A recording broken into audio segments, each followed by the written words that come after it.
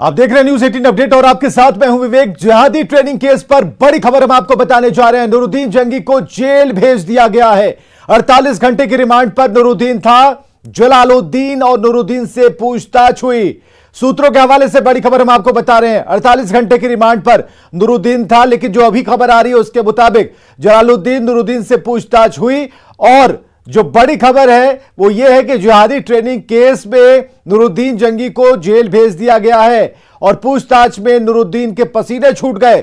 जलालुद्दीन ने कबूले हैं पीएफआई से संबंध, यानी कि पहले वो इस बात से डिनाई कर रहा था, नहीं मान रहा था, लेकिन उससे पूछताछ की गई तो उसने कबूल कर लिया कि पीएफआई से उसके संबंध हैं। और ये वो तस्वीरें हम आपको दिखा रहे हैं जिसमें इन्हें ले जाया जा रहा था। और संजय हमारे साथ सीधे जुड़ चुके हैं। संजय, जब आपसे बातचीत हो रही थी उस समय एक काफिला तो पुलिस का लेकर निकला था इन्हें, लेकिन अभी जो ताजा अपडेट है वो क्या है, क्योंकि ये जो अभी रिमांड की जो अवधि है वो खत्म हो रही है। बिल्कुल विवेक, देखिए पहले जलालुद्दीन जो रिटायर्ड पुलिस ऑफिसर है झारखंड का, उसको ले जाया गया और उससे पूछताछ में पटना के एसएसपी एसआईटी की टीम और एएनआई की टीम भी थी। ठीक हमारे पीछे एससी एसटी थाना है और इसी में ऊपरी मंजिली पर पूछताछ हो रही थी, ऊपरी मंजिल पर। और इसके बाद सबसे पहले जलालुद्दीन को बेऊर जेल में शिफ्ट किया गया। उसके बाद फिर टीम वापस लौटी और उसी टीम ने उसको फिर से, जो नूरुद्दीन जंगी है, एडवोकेट है, लखनऊ से एटीएस ने गिरफ्तार किया था, यूपी एटीएस ने उसको अपनी गिरफ्त में लिया और फिर उसको अभी से थोड़ी देर पहले फुलवारी जेल के लिए लेकर रवाना हो गई है। यानी 48 घंटे की रिमांड की अवधि दोनों अभियुक्तों की खत्म हो गई है और ये 48 घंटे दोनों पर काफी भारी पड़े हैं। जो पुलिस सोर्सेज से बातचीत हुई है, आज एएनआई की टीम भी तकरीबन 6 से 7 घंटे तक रही यहाँ पर और एसएसपी के साथ और एटीएस की टीम के साथ दोनों से पूछताछ की है। कई जो महत्वपूर्ण क्लू हैं पटना पुलिस को मिले हैं। उसके अलावा एएनआई ने भी अपने तरीके से पूरे मामले की जांच की है और सबसे बड़ी बात यह है कि जो एविडेंस मिले थे पटना पुलिस को और जो पहले गिरफ्तार हुए थे इस मामले में अतहर परवेज और अरमान मलिक, उनसे पूछताछ के बाद जो बातें निकलकर सामने आई थी उसमें पुष्टि हो गई थी कि जलालुद्दीन का संबंध पीएफआई से है और नूरुद्दीन जंगी भी कहीं ना कहीं पीएफआई से जुड़ा हुआ है। उसकी पुष्टि हो गई है। जो सोर्सेज बता रहे हैं, जो चूंकि जो सबूत थे वो सबूत भारी पड़ते दिखे और आखिरकार दोनों ने एक्सेप्ट किया। बहुत बहुत शुक्रिया संजय तमाम जानकारियों के लिए। तो जिहादी ट्रेनिंग केस पर बड़ी खबर संजय हमें बता रहे हैं और संजय ने साफ तौर पर बताया कि नूरुद्दीन को जेल भेजा गया। इधर फुलवारीशरीफ पीएफआई मॉड्यूल मामले में नूरुद्दीन जंगी से पूछताछ में कई बड़े खुलासे हुए। नूरुद्दीन जंगी से एसआईटी ने कई सवाल किए जिनका जवाब देने के दौरान नूरुद्दीन के पसीने छूट गए। पूछताछ के बाद नूरुद्दीन को फुलवारीशरीफ जेल भेजा गया है। नूरुद्दीन से क्या क्या सवाल हुआ, जानिए हमारे सहयोगी संजय कुमार की इस रिपोर्ट में। फुलवारीशरीफ आतंकी मॉड्यूल मामले में गिरफ्तार जलालुद्दीन और नूरुद्दीन जंगी जो एडवोकेट है उसको अभी ले जाया जा रहा है। 48 घंटे की रिमांड मिली थी और पटना एसआईटी ने इसे रिमांड पर लिया था। इससे कई सवाल पूछे गए और सवालों के दौरान इसको काफ़ी पसीना भी आया। नूरुद्दीन जंगी से एसआईटी की टीम ने यह पूछा कि कोर्ट में उसने पीएफआई से जुड़े कितने लोगों की पैरवी की है। फुलवारीशरीफ के रहने वाले मोहम्मद जलालुद्दीन के साथ ही इसको रिमांड पर लिया गया था। सवालों की बौछार इसके ऊपर जब हुई तब यह पसीने से तरबतर हो गया और जवाब देने में लगातार इसको पसीने छूटते रहे। सूत्रों की माने तो इसे यह पूछा गया कि पीएफआई से उसे किसने जोड़ा था, अब तक उसने पीएफआई से जुड़े कितने सदस्यों की कोर्ट में पैरवी की है और यह पैरवी उसने क्यों की। पैरवी के बदले में नूरुद्दीन जंगी को कितने रुपये मिलते थे, इस बात की भी उससे जानकारी मांगी गई। उसके लगातार लखनऊ और दिल्ली जाने की वजह क्या रही थी, यह सवाल भी उससे पूछे गए। इस पर नूरुद्दीन जंगी ने अधिकारियों को बताया कि वह पेशे से एडवोकेट है और इस सिलसिले में उसका अक्सर लखनऊ और दिल्ली जाना होता रहता था। तो ताबड़तोड़ कई सवाल एसआईटी ने पूछे इससे। पटना के एसएसपी एमएस ढिल्लो भी थे। फुलवारी एएसपी मनीष कुमार सिन्हा के नेतृत्व में यह पूछताछ हुई लगातार और नूरुद्दीन जंगी को पसीने छूटते रहे और आखिरकार यह प्रूफ हुआ है ऑफ द जो रिकॉर्ड है और जो सूत्र बता रहे हैं कि इसका पीएफआई से सीधे तौर पर ताल्लुक है। कैमरा पर्सन दीपक के साथ संजय कुमार, न्यूज 18 पटना। जिहादी ट्रेनिंग केस में एनआईए की एंट्री, अब तक क्या क्या हुआ। 11 जुलाई से शुरू करते जब फुलवारीशरीफ में पुलिस ने छापेमारी की थी, पहली तारीख यही थी 11 जुलाई जब फुलवारीशरीफ में पुलिस ने छापेमारी की थी। अहमद पैलेस में जिहादी ट्रेनिंग का खुलासा हुआ था। अब तक क्या क्या हुआ ये हम आपको बता रहे हैं। अहमद पैलेस में ट्रेनिंग का खुलासा हुआ। 2 लोग पकड़े गए, नाम थे जलालुद्दीन और अतहर परवेज। इन दोनों को गिरफ्तार किया गया। अहमद पैलेस का मालिक रिटायर्ड एएसआई जलालुद्दीन अहमद, जो कि एएसआई रह चुका है, झारखंड में जिहादी ट्रेनिंग कैंप चलाता था अतहर, इस बात की जानकारी मिली और दोनों से जब पूछताछ शुरू हुई उसके आधार पर 26 लोगों के खिलाफ एफआईआर दर्ज किया गया। तीसरा आरोपी अरमान मलिक पटना से पकड़ा गया। चौथा आरोपी वकील नूरुद्दीन जंगी, लखनऊ से उसकी गिरफ्तारी हुई। पीएफआई से जुड़े लोगों की कानूनी मदद करता है नूरुद्दीन जंगी, जिसके बारे में जो सूचना मिली और एसआईटी के साथ एनआईए की टीम ने जांच शुरू कर दी।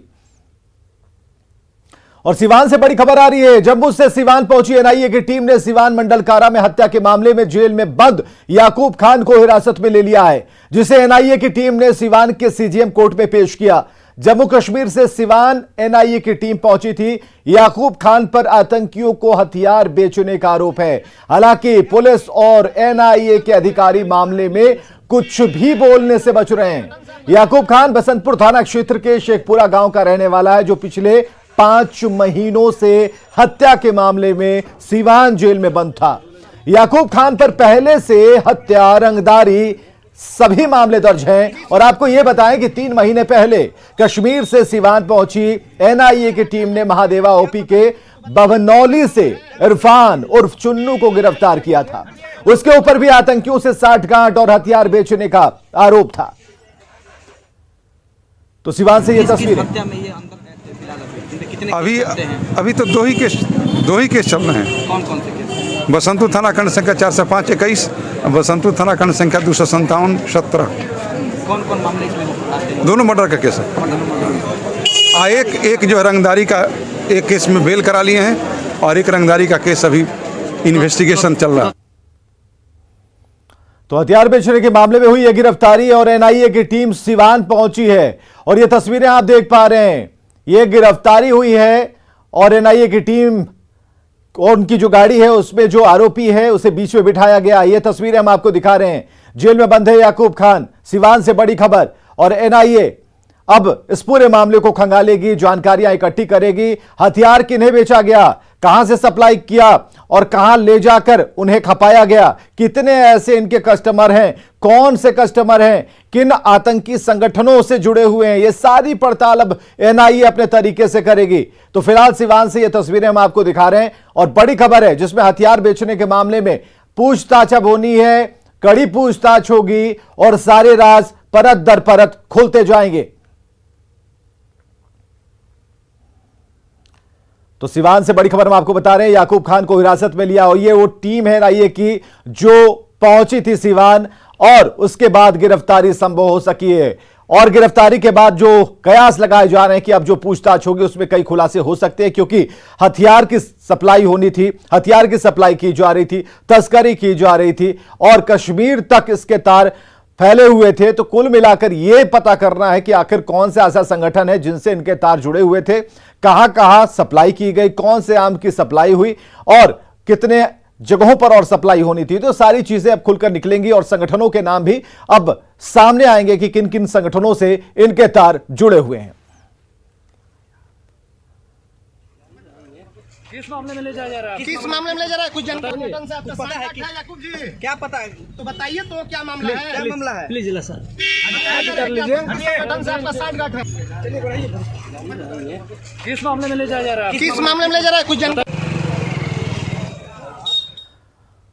और छपरा ब्लास्ट पर न्यूज 18 आज एक बड़ा खुलासा करने जा रहा है। इस मामले में आईबी की एक चिट्ठी न्यूज 18 के हाथ लगी है, जो आज से ठीक 4.5 महीने पहले यानी कि 10 मार्च की है।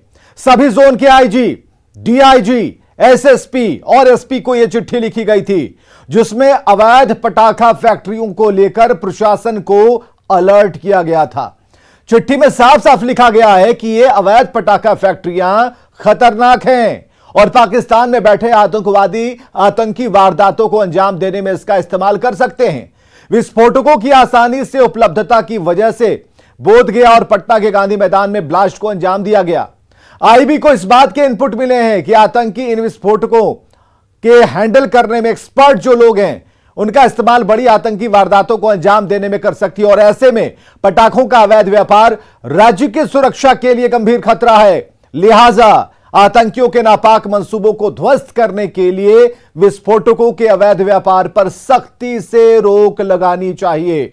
आईबी ने भागलपुर और गोपालगंज विस्फोटों के बाद यानी कि 10 मार्च 2022 को 4 महीने पहले सभी जोन के आईजी, डीआईजी, एसएसपी और एसपी को चिट्ठी लिखी, लेकिन पुलिस प्रशासन ने आईबी की चिट्ठी को गंभीरता से नहीं लिया। नतीजा छपरा विस्फोट के रूप में यह मामला सामने आया। रविवार को ब्लास्ट से हिला छपरा का खोदाई बाग।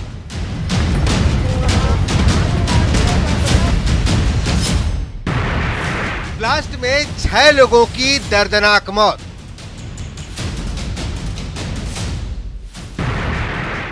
ब्लास्ट पर न्यूज 18 का सबसे बड़ा खुलासा।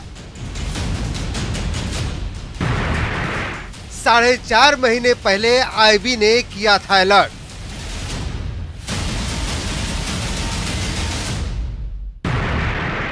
दस मार्च 2022 को दिए जरूरी इनपुट।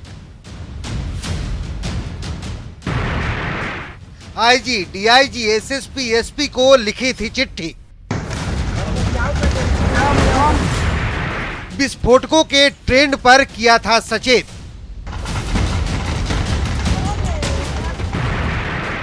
अवैध व्यापार पर रोक के निर्देश। जिला प्रशासन ने क्यों नहीं की कार्रवाई?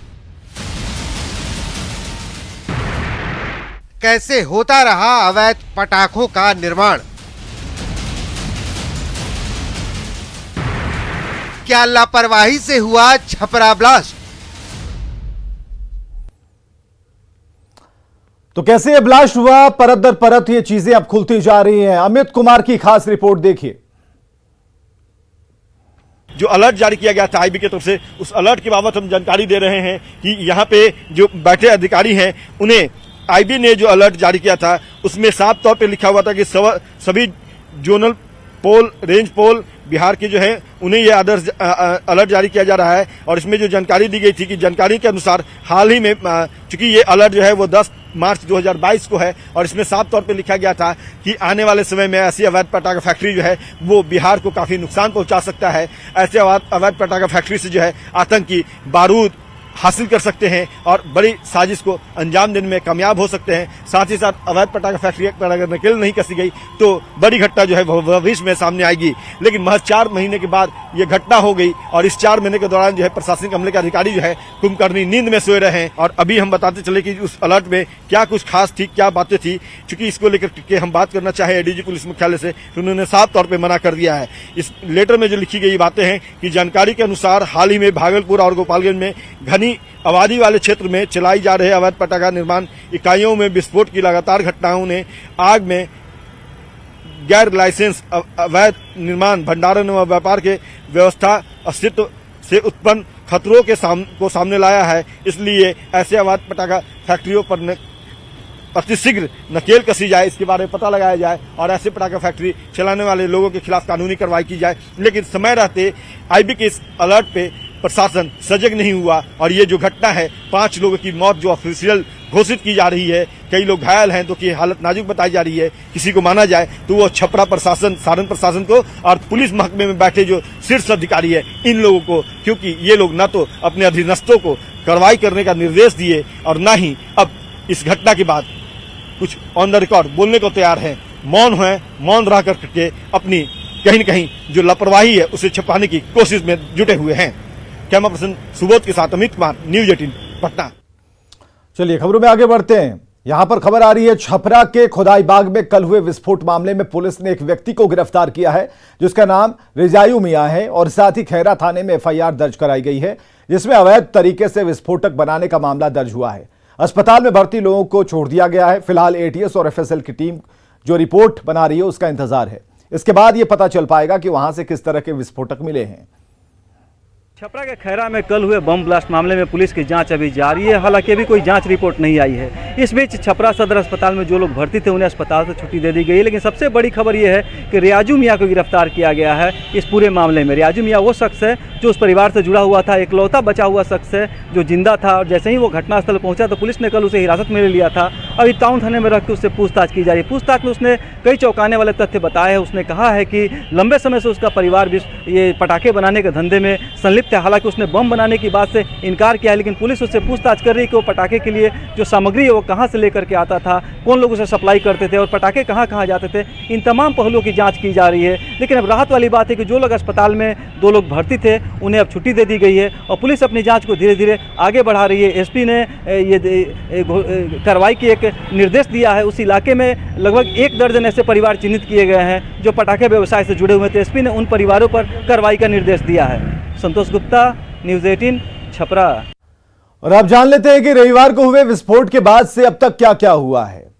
रविवार सुबह 10:35 पर पटाखा फैक्ट्री, अवैध पटाखा फैक्ट्री में ब्लास्ट हुआ था। जो ब्लास्ट हुआ, जो धमाका हुआ, उसमें 3 मंजिला इमारत ढह गई, ध्वस्त हो गई।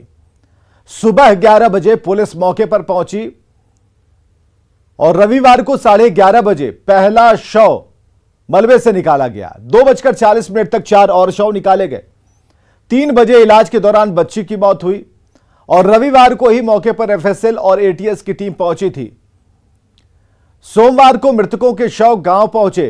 4 शवों का खुदाई बाग में अंतिम संस्कार किया गया। इधर खैरा थाने में विस्फोटक अधिनियम में केस दर्ज कर लिया गया।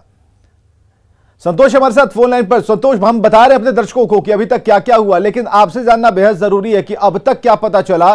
जिस एक व्यक्ति की गिरफ्तारी हुई, जिससे पूछताछ चल रही है, बताया जा रहा है कि जिस घर में धमाका हुआ उस परिवार का सदस्य था, पता क्या चला? देखिए, सबसे बड़ी बात यह है कि बिना लाइसेंस ये पटाखा निर्माण किया जा रहा था और इसी मामले में रियाजुल को गिरफ्तारी की गई है।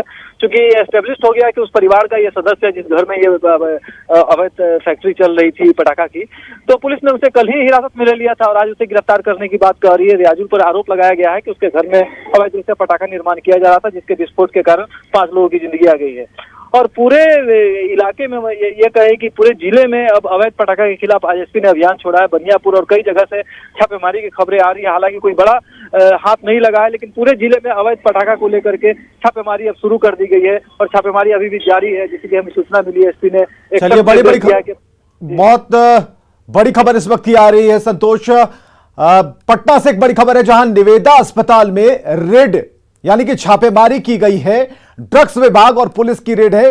लैब टेक्नीशियन संतोष से पूछताछ चल रही है और पूछताछ के बाद कई साक्ष्य मिले हैं। अस्पताल के ब्लड बैंक में ब्लड पैकेट, निडल का मिलान किया जा रहा है। तो अभी जो बड़ी खबर आ रही है उसके मुताबिक अस्पताल में, निवेदा अस्पताल है जहां छापेमारी की गई है। ड्रग्स विभाग और पुलिस की छापेमारी है। लैब टेक्नीशियन जो अस्पताल में है उससे पूछताछ की जा रही है। नाम बताया जा रहा है संतोष और कई साक्ष्य मिले हैं पूछताछ के बाद। ब्लड बैंक में ब्लड पैकेट, निडल, इन सभी का मिलान किया जा रहा है और खबरें लगातार जारी हैं। बने रहिए हमारे साथ।